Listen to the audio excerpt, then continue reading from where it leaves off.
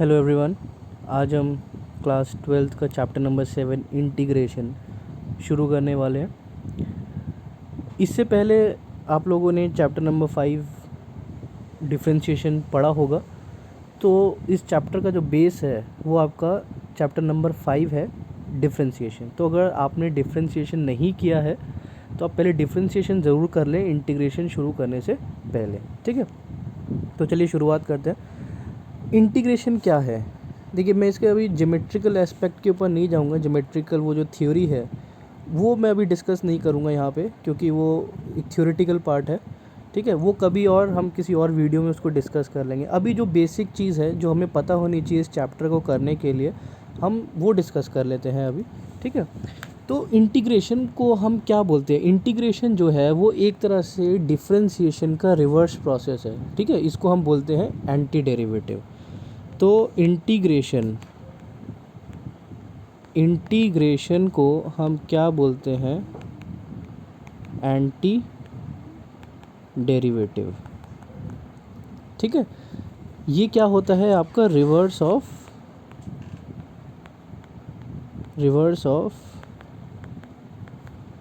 Differentiation, ठीक है ना। जो हम डिफरेंशिएट करते हैं उसका जो रिवर्स प्रोसेस है उसको बोलते हैं हम इंटीग्रेशन, ठीक है। इसको एंटी डेरिवेटिव भी बोला जाता है। तो क्वेश्चन में कुछ भी आ सकता है कि इसका इंटीग्रेशन निकालिए या फिर इसका एंटी डेरिवेटिव निकालिए, ठीक है। तो मतलब दोनों का सेम ही है, ठीक है। अब इंटीग्रेशन हमारे पास दो टाइप की होती है। एक इंडेफिनिट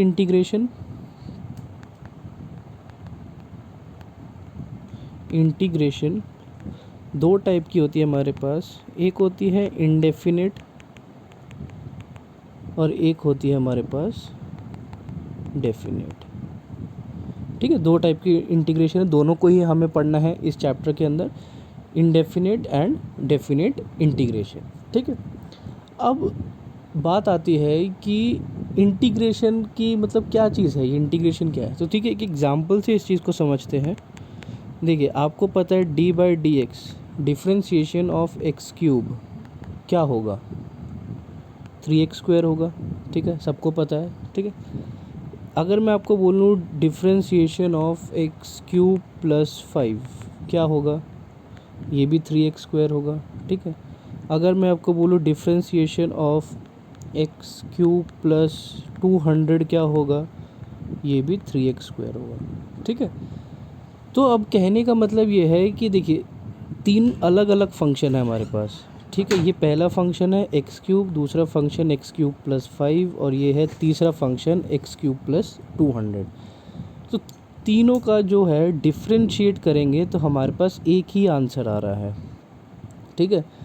लेकिन अब अगर आपसे पूछा जाए कि इसी का रिवर्स प्रोसेस हमें करना है, अब हमें क्या करना है? हमें इंटीग्रेट करना है 3x² को, ठीक है। तो 3x² को इंटीग्रेट करेंगे तो रिवर्स प्रोसेस में क्या लिखें हम? एक्स क्यूब लिखें या फिर एक्स क्यूब प्लस 5 लिखें या फिर एक्स क्यूब प्लस 200 लिखें, ठीक है। अब यहाँ पर हमारे पास कन्फ्यूजन आ जाती है इस तरह के केसेस में कि जब हम इसका एंटी डेरिवेटिव करेंगे। देखिए, इसका डेरिवेटिव तो 3x² आया सबका, लेकिन जब इसका एंटी डेरिवेटिव करेंगे, एंटी डेरिवेटिव मतलब इंटीग्रेशन करेंगे, तो इंटीग्रेशन करने पर हम आंसर कौन सा लिखेंगे? एक्स क्यूब लिखेंगे कि एक्स क्यूब प्लस 5 लिखेंगे या एक्स क्यूब प्लस 200 लिखेंगे, ठीक है। तो ये चीज़ क्लियर नहीं थी हमारे पास, ठीक है। तो हमने क्या बोला? हमने बोला कि कभी भी किसी का भी इंटीग्रेशन किया जाएगा, एंटी डेरिवेटिव निकाला जाएगा, तो उसके साथ एक कांस्टेंट लिखा जाएगा जिसको हम सी लिखते हैं, कांस्टेंट। वो कांस्टेंट क्या होती है? ये नंबर्स होते हैं, ठीक है। जैसे इसके साथ कुछ नहीं है तो 0 है इसके साथ। तो ये जो कांस्टेंट है, इन सारे कांस्टेंट्स को इंक्लूड करने के लिए हम हमेशा इंटीग्रेशन के साथ हमेशा एक कांस्टेंट लगाते हैं। तो जब हम इसका इंटीग्रेशन करेंगे 3x² का, तो ये हमने लिखा एक्स क्यूब प्लस सी, ठीक है। ये कैसे आया एक्स क्यूब, ये अभी फॉर्मूलेज में आपको बताऊंगा, आपको समझ आ जाएगा। लेकिन फ़िलहाल ये जो सी हम लिखते हैं इसका मतलब बता रहा हूँ। सी क्यों लिखते हैं? इसीलिए सी लिखते हैं ताकि अगर हमारे पास अलग अलग फंक्शंस है डेरिवेटिव के, तो उन सबको इंक्लूड करने के लिए हम यहाँ पर एक कांस्टेंट लिखते हैं और इसको हम क्या बोलते हैं? कांस्टेंट ऑफ इंटीग्रेशन, इसको बोला जाता है कांस्टेंट ऑफ इंटीग्रेशन। ठीक है, तो जब हम इंटीग्रेशन करते हैं किसी भी फंक्शन का तो हम इनके मतलब समझ लेते हैं। इनके मतलब का क्या होता है, मान लीजिए इंटीग्रेशन करके कोई एक फंक्शन आया और हमने लास्ट में लिखा सी। ठीक है, तो ये जो एफ एक्स होता है इसको हम क्या बोलते हैं, इसको बोलते हैं हम इंटीग्रेंड। ठीक है, ये क्या होता है हमारा इंटीग्रल साइन। ये dx क्या होता है, एलिमेंट ऑफ इंटीग्रेशन।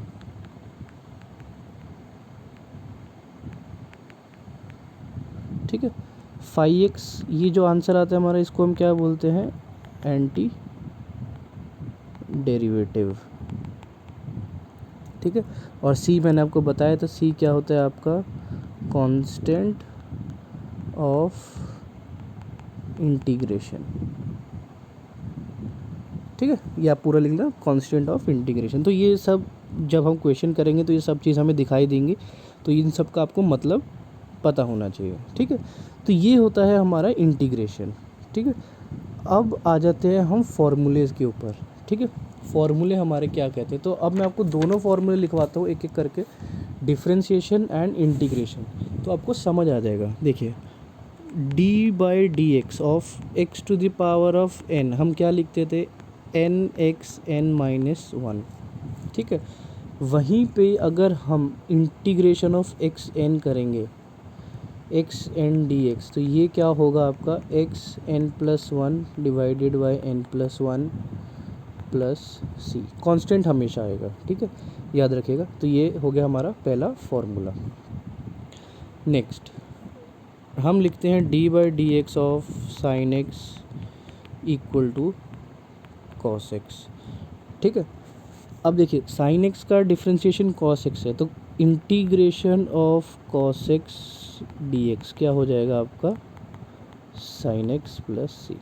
ठीक है, आप देख सकते हैं एंटी डेरिवेटिव हो रहा है, सबका आंसर वही आ रहा है जो हम पहले लिखते थे।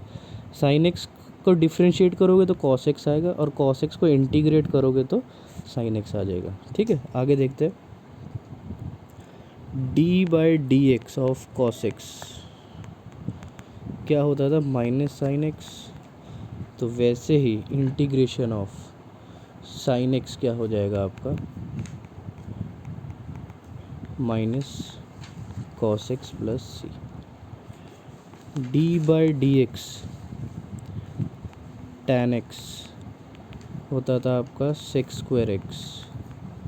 ठीक है, तो integration of sec square x d x क्या हो जाएगा आपका टैन एक्स प्लस सी।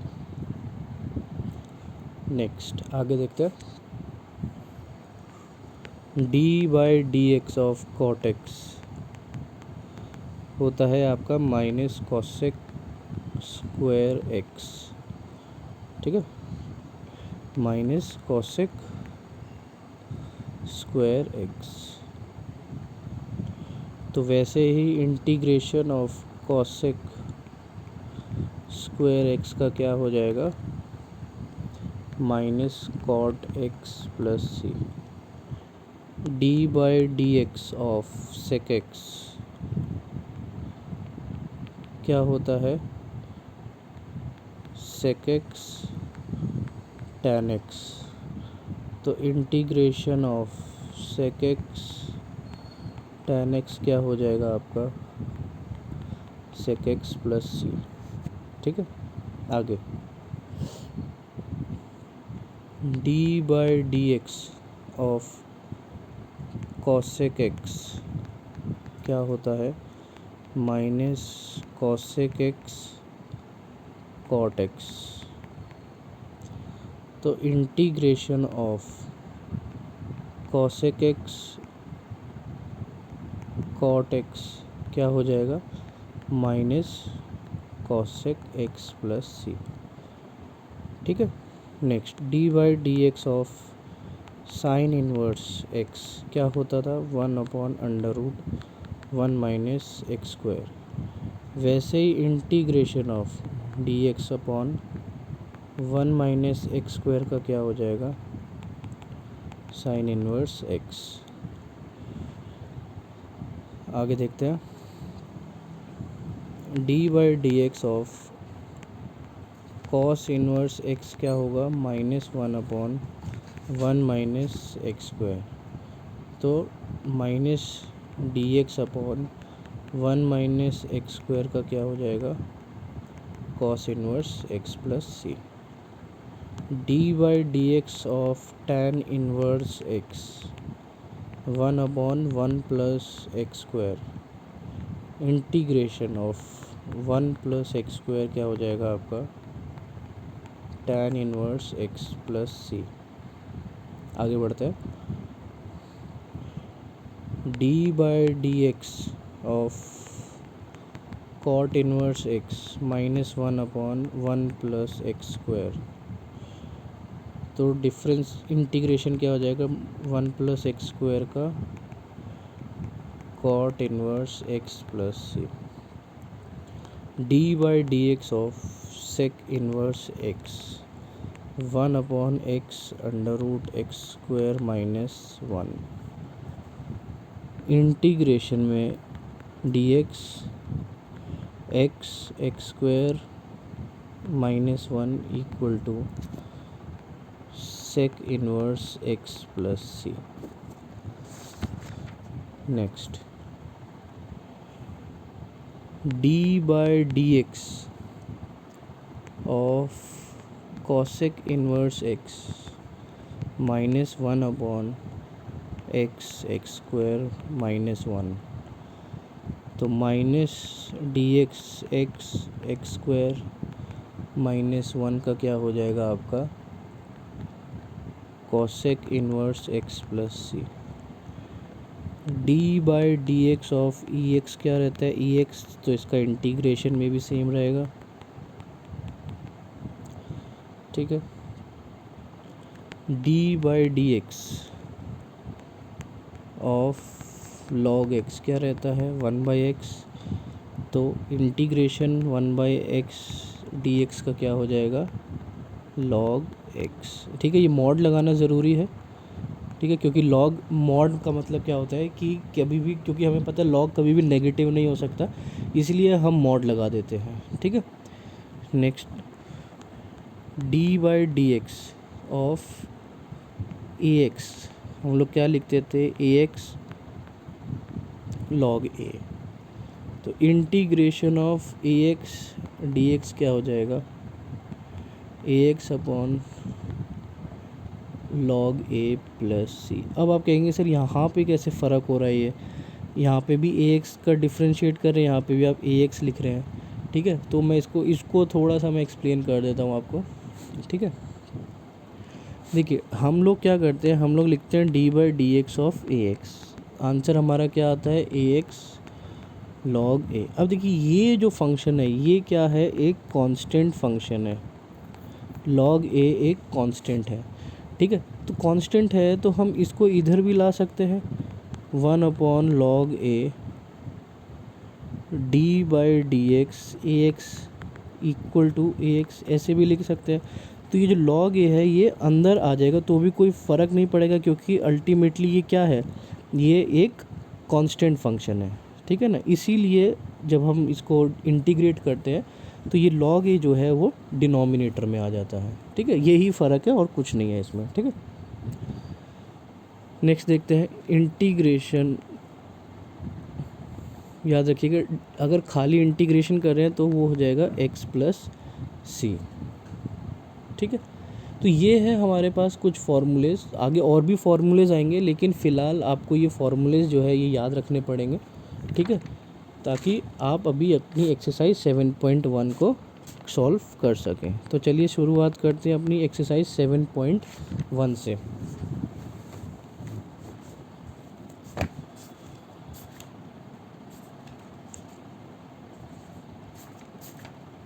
तो देखिए एक्सरसाइज 7.1 में वो क्या कह रहा है, आपको निकालना है एंटी डेरिवेटिव। अभी वो इंटीग्रेशन की बात नहीं कर रहा, अभी वो आपको कह रहा है एंटी डेरिवेटिव निकालना है। देखिए दोनों में थोड़ा सा स्लाइट डिफरेंस भी होता है वैसे तो। एंटी डेरिवेटिव में क्या होता है, आप कांस्टेंट नहीं लिखते हैं, ठीक है। जैसे कि मैं आपको बताता हूँ, आपको निकालना है anti derivative of sine 2x निकालना है, ठीक है, ये निकालना है आपको। तो देखिए जब आप ये अभी मैंने इंटीग्रल का साइन लगा दिया है, ठीक है, क्यों, क्योंकि हमें पता है इंटीग्रेशन क्या होता है, एंटी डेरिवेटिव ही होता है, ठीक है। लेकिन क्वेश्चन में आप कहेंगे सर इसका साइन तो नहीं लगा हुआ, ठीक है, क्यों नहीं लगा हुआ मैं आपको बताता हूँ। पहले मैं इसको सॉल्व करके आपको बताया था। इसका आंसर क्या आएगा आपका, cos 2x, साइन का होता है माइनस, तो माइनस cos 2x/2 और लास्ट में c, ठीक है, प्लस c। अब देखो ये तो हो गया आंसर की बात। अब वो कह रहा है लेकिन आपको क्या निकालना है, एंटी डेरिवेटिव निकालना है। एंटी डेरिवेटिव का मतलब क्या होता है कि आपके पास एक फंक्शन है f(x), ठीक है, आपने इसको इंटीग्रेट करेंगे तो आपके पास 5x आता है, ठीक है। ये आपका क्या है, एंटी डेरिवेटिव, ठीक है। याद कीजिए जब मैं आपको बताया था कि जब हम इंटीग्रेशन करते हैं f(x) dx, तो f(x) का मतलब क्या होता है, dx का मतलब क्या होता है, ठीक है। तो वहीं पे मैंने आपको बताया था 5x क्या होता है, आपका एंटी डेरिवेटिव होता है, ठीक है। तो जब हम एंटी डेरिवेटिव की बात कर रहे हैं तो हम लिखते हैं कि एक ऐसा फंक्शन जिसका एंटी डेरिवेटिव क्या होगा, 5x होगा, ठीक है ना। तो हम क्या करते हैं, इसके साथ c नहीं लिखते, ठीक है ना। यानी कहने का मतलब ये है कि जब भी आप d/dx ऑफ 5x करेंगे तो वो आपको क्या देगा, f(x) देगा, ठीक है। यानी आपको एक ऐसा फंक्शन ढूंढना है 5x कि उसको डिफ्रेंशिएट करके आपको क्या मिल जाए, वापस आपका क्वेश्चन मिल जाए, ठीक है।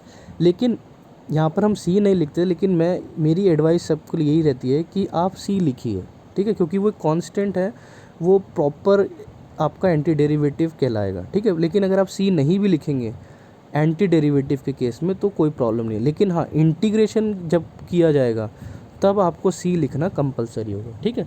तो अभी इन क्वेश्चन में, क्वेश्चन नंबर 1 to 5 में वो सिर्फ एंटी डेरिवेटिव पूछ रहा है, तो आप c लिखिए चाहे ना लिखिए, वो कोई प्रॉब्लम नहीं होगा, ठीक है। पर मेरी एडवाइस तो यही होगी कि आप c लिखिए, ठीक है।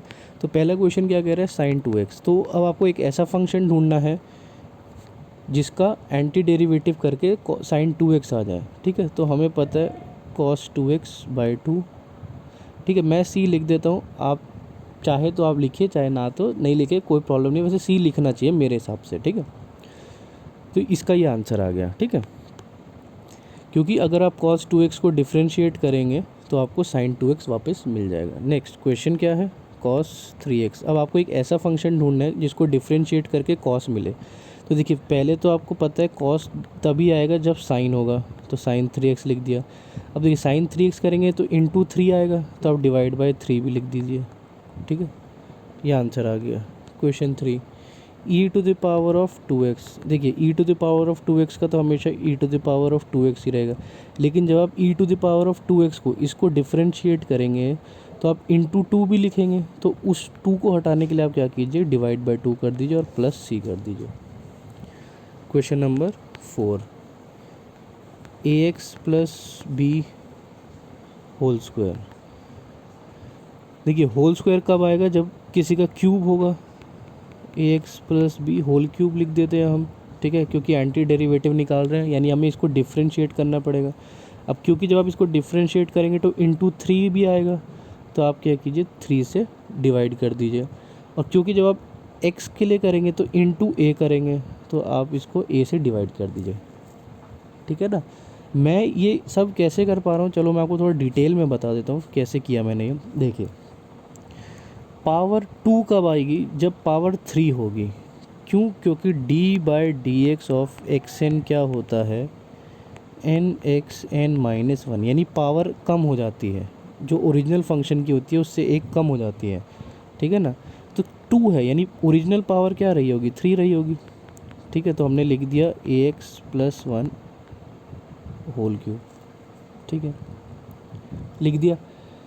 अब आप क्या कीजिए, आपने जो फंक्शन लिखा है इसको रफ में आप डिफ्रेंशिएट कर लीजिए। तो डिफ्रेंशिएट करेंगे तो आप क्या लिखेंगे, a x plus b whole square into a, इसका ए एक्स का ए। तो ये देखिए, ये 3 और ए तो क्वेश्चन में कहीं है ही नहीं, यहाँ पे देखिए क्वेश्चन में नहीं है, यानी 3 और ए आपको हटाना पड़ेगा। तो आप क्या कीजिएगा, 3a से डिवाइड कर दीजिए।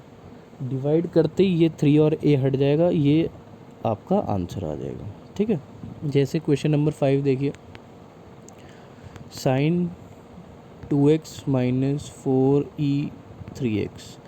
देखिए साइन कब आएगा, साइन तब आएगा जब कॉस होगा। ठीक है, तो हमने लिख दिया कॉस 2x। ठीक है, कॉस 2x लिख दिया। लेकिन हमें पता है कॉस का डिफ्रेंशिएशन क्या होता है, माइनस साइन एक्स होता है, लेकिन हमें प्लस का चाहिए तो इसलिए हम यहाँ पर माइनस लगा देते हैं। ठीक है ना, आपको ऐसे ना आए तो आप सिर्फ एक फंक्शन का कर लीजिए। साइन का क्या होता है, चलिए मैं अभी यहाँ से ना माइनस हटा देता हूँ। साइन का क्या होता है, कॉस होता है, हमने लिख दिया कॉस। चलिए अब इसको मैं क्या करता हूँ, रफ में ना डिफ्रेंशिएट कर लेते हैं।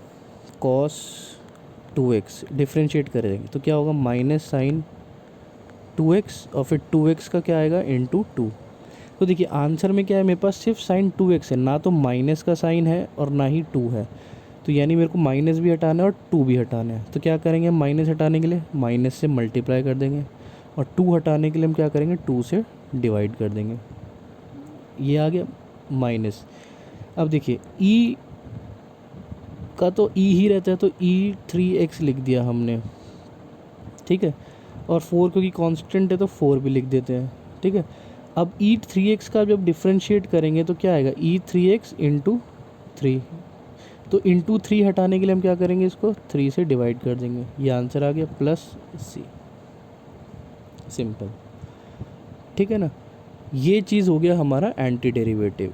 अब हम आ जाते हैं प्रॉपर इंटीग्रेशन के ऊपर, जहाँ पर हमारे फॉर्मूलेज यूज़ किए जाएंगे। Question number 6, integration of 4e3x plus 1 dx। देखिए इस तरह के क्वेश्चन करने से पहले मैं आपको एक चीज़ बता दूं कि कभी भी आपके पास इंटीग्रेशन में a plus minus b d x आए तो आप इसको अलग अलग लिख सकते हैं, a d x plus minus b d x. ठीक है, अलग अलग लिख सकते हैं। और अगर आपको k से मल्टीप्लाई किया जा रहा है, कभी किसी भी फंक्शन को एफ एक्स डी एक्स को किया जा रहा है, तो आप k बाहर निकाल सकते हैं और अंदर वो फंक्शन इंटीग्रेट किया जा सकता है। ठीक है, तो ये दोनों पॉइंट्स आपको याद रखने हैं। चलिए शुरुआत करते हैं क्वेश्चन नंबर 6 की। क्वेश्चन नंबर 6 क्या कह रहा है, 4e⁻3x प्लस 1 dx। तो हम पहले इसको अलग अलग कर लेते हैं। ये हो जाएगा 4e⁻3x dx प्लस 1 dx। तो ये क्या हो जाएगा, 4 बाहर निकाल सकते हैं हम, e⁻3x dx प्लस 1। अब आपको बताया था मैंने, इंटीग्रेशन अगर खाली इंटीग्रेट करना है तो क्या हो जाएगा, x प्लस सी। अब देखिए ये c1 लिख रहा हूँ मैं अभी। c1 क्यों लिखा मैंने, क्योंकि ये सिर्फ इसका इंटीग्रेशन है, इसलिए मैंने c1 लिख दिया। अभी इसका इंटीग्रेशन होना बाकी है। आगे बढ़ते हैं, e⁻3x का ये आ गया हमारे पास, e⁻3x dx plus x plus c1।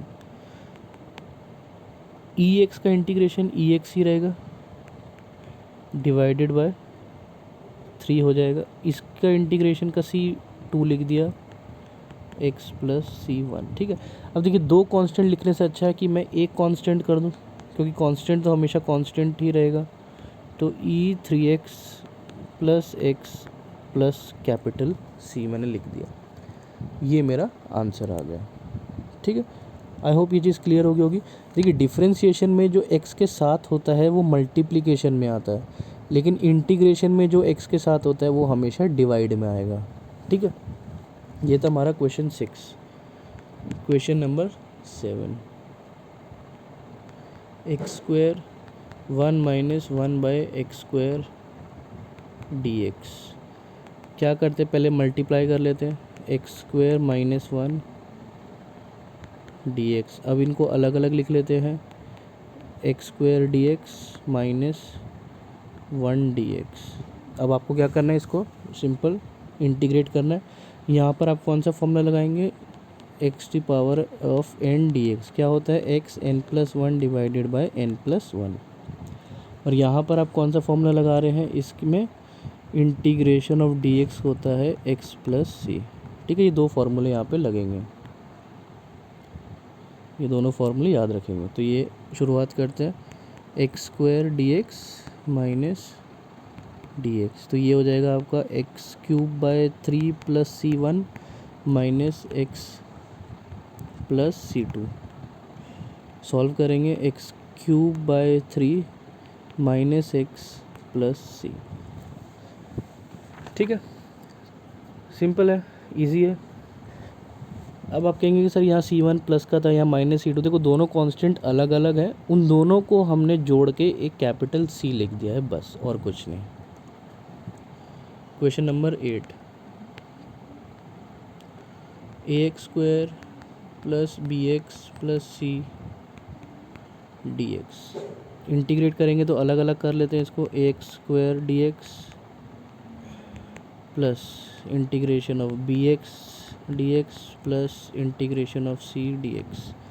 तो ये क्या हो जाएगा आपका, a x cube by 3 plus C one plus b x square by 2 plus C two plus c x plus C three.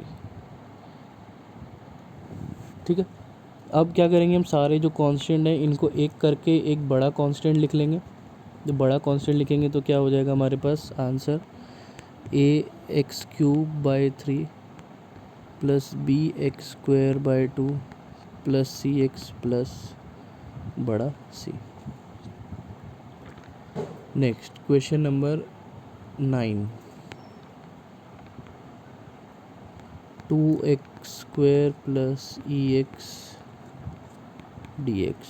पहले अलग अलग कर लेते हैं, 2x square d x plus e x d x. Solve करेंगे इसको, ये क्या हो जाएगा, 2/3 एक्स क्यूब प्लस सी one plus e x plus सी टू। इसको सॉल्व कर लेंगे तो ये हो जाएगा 2/3 x cube plus e x plus c. Question number 10, question number 10 क्या कह रहा है हमें, root x 1/√x whole square d x. ठीक है, आपको यहाँ पे क्या लगाना है, a minus b whole square लगाना है। तो a minus b whole square लगाएंगे तो ये क्या हो जाएगा, रूट एक्स का होल स्क्वायर माइनस 1/√x का whole square plus -2 into root x into 1/√x d x.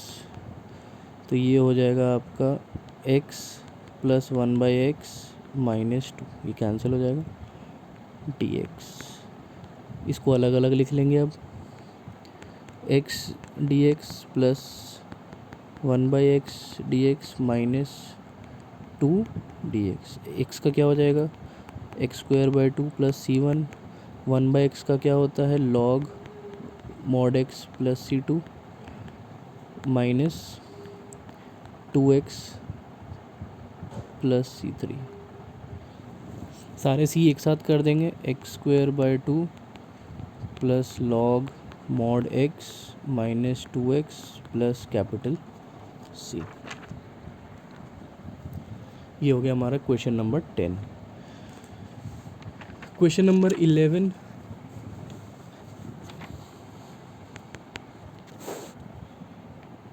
Integration of x cube plus 5x square minus 4 dx divided by x square.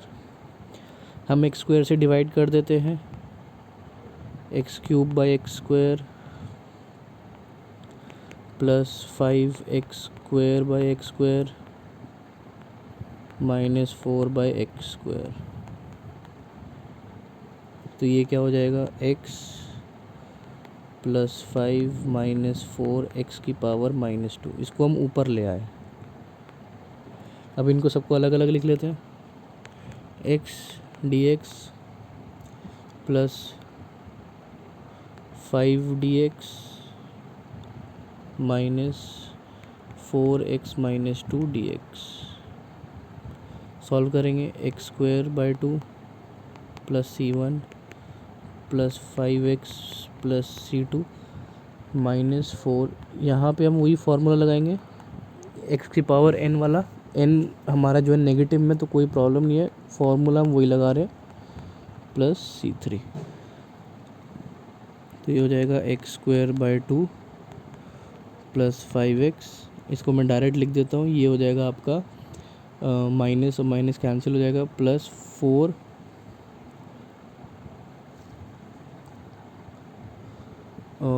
By x plus capital C। ये आपका answer आ गया। ठीक है। Next question number 12 भी आपको ऐसे ही करना है। ठीक है। जो नीचे का जो रूट है उसको आप ऊपर ले जाइए। कैसे? देखिए, x³ है plus 3x plus 4 divided by √x। देखिए, √x क्या होता है? x⁴1/2 होता है। ठीक है। इसको बस हम ऊपर ले जाएंगे, तो ये हो गया x³ dot x⁻−1/2 plus 3x dot x⁻−1/2। सब के साथ ले जाएंगे x⁻−1/2। ठीक है ना। ये जो √x था ये मैंने सब के साथ डिवाइड कर दिया यानी ये सबको मैं ऊपर ले आया। तो अब आपको क्या करना है? When base are same, power क्या होती है? ऐड हो जाती है। तो ये क्या हो गया? x⁻3−1/2 plus 3x1−1/2 plus 4x⁻−1/2। तो सॉल्व कर लेते हैं इसको। ये क्या हो जाएगा? x6−1 5/2 plus 3x⁻1−1/2 which is 1/2 plus 4x⁻−1/2 dx। ये हो जाएगा आपका। अब आपको क्या करना है? इसको अलग अलग लिख लीजिए। x5/2 dx plus 3x1/2 dx plus 4x-1/2 dx। सबको अलग अलग लिख लीजिए। अब आपको सिंपल फार्मूला लगाना है। x⁻n dx का क्या होता है? xn+1 divided by n+1 plus c। ये वाला फार्मूला लगाएंगे तो आप इजीली इसको सॉल्व कर पाएंगे। ठीक है। क्वेश्चन नंबर 13 में मैं आपको स्टार्टिंग का बता देता हूँ। आपको कॉमन लेना है।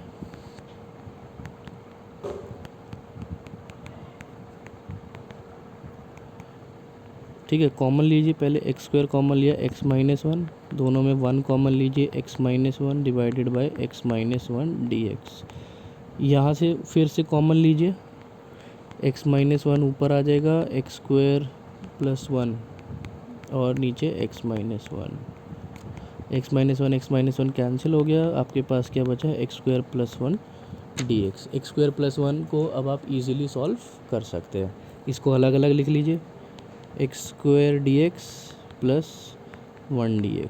अब इसको आप इजीली सॉल्व कर सकते हैं। ठीक है। क्वेश्चन नंबर 14 में भी आपको ऐसे ही करना है। 1 - x है, बाहर √x है, तो √x हमें पता क्या होता है? x⁻1/2 होता है। तो इसको अंदर ले जाके मल्टीप्लाई कर दीजिए। ये 1/2 minus x dot x1/2 dx। तो ये हो जाएगा x⁻1/2 minus, base are same, power add हो जाएगा, x1 प्लस 1/2 dx। तो ये आपके पास क्या बच गया? x⁻1/2 minus x⁻3/2 dx। अब आपको क्या करना है? इसको बस अलग अलग करके सॉल्व करना है। ठीक है। सिंपल है। ऐसे ही क्वेश्चन नंबर 15 भी है और ऐसे ही क्वेश्चन नंबर 16 भी है। ठीक है। 17 भी,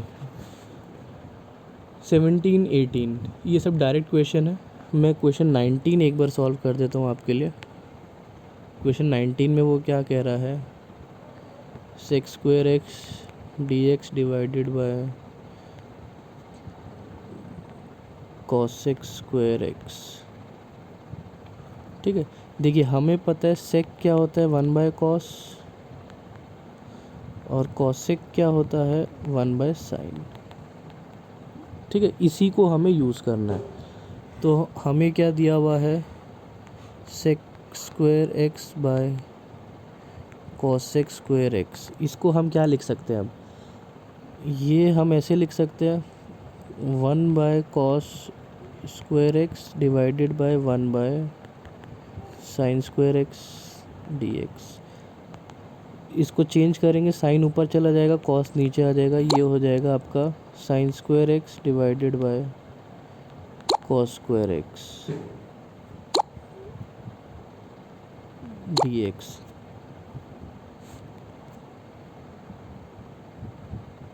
साइन बाय कॉस ये क्या होता है आपका tan, ये हो गया tan स्क्वायर एक्स dx। ठीक है, अब tan स्क्वायर एक्स को आप इंटीग्रेट नहीं कर सकते। ठीक है, तो अब हम यहाँ पे क्या यूज़ करेंगे, देखिए tan स्क्वायर एक्स dx, इसको इंटीग्रेट करना है तो आप क्या लिखिए सेक स्क्वायर एक्स -1, क्योंकि हमें पता है फॉर्मूला 10th क्लास में हमने पढ़ा है 1 + tan स्क्वायर एक्स क्या होता है, सेक स्क्वायर एक्स होता है। ठीक है ना, ये फार्मूला हमने 10th क्लास में पढ़ा है। तो अब आप इसको आप कर सकते हैं इजीली, इसको आप अलग अलग कर लीजिए, sec square x dx minus dx। Sec का क्या होता है, आप फार्मूले में देखेंगे तो सेक का होता है tan। ठीक है, तो आप इसको लिख सकते हैं tan, इंटीग्रेशन का साइन चलिए लिख लेते हैं पहले तो इसको, sec square x dx minus dx। तो सेक का क्या होता है tan, तो इसको लिख लेते हैं tan x plus c1 minus x plus c2। तो फाइनली हमारा आंसर क्या आएगा, tan x minus x plus c, ये आंसर आ गया। ठीक है, इसी तरह से क्वेश्चन नंबर 20 भी आपको करना है, कॉस से डिवाइड कर दीजिए, 2 - 3 sin x bye cos square x dx। Cos से डिवाइड कर दीजिएंगे तो ये हो जाएगा 2/cos square x minus 3 sin x upon cos square x.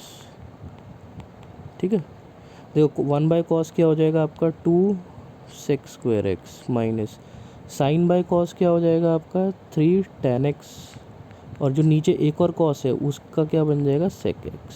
तो ये आपका बन गया, इसको फिर आप अलग अलग करके सॉल्व कर सकते हैं, ये डायरेक्ट फार्मूला है। ठीक है, तो इस तरह से आपको ये एक्सरसाइज 7.1 करनी है। कोई भी दिक्कत है तो आप पूछ सकते हैं। Thank you.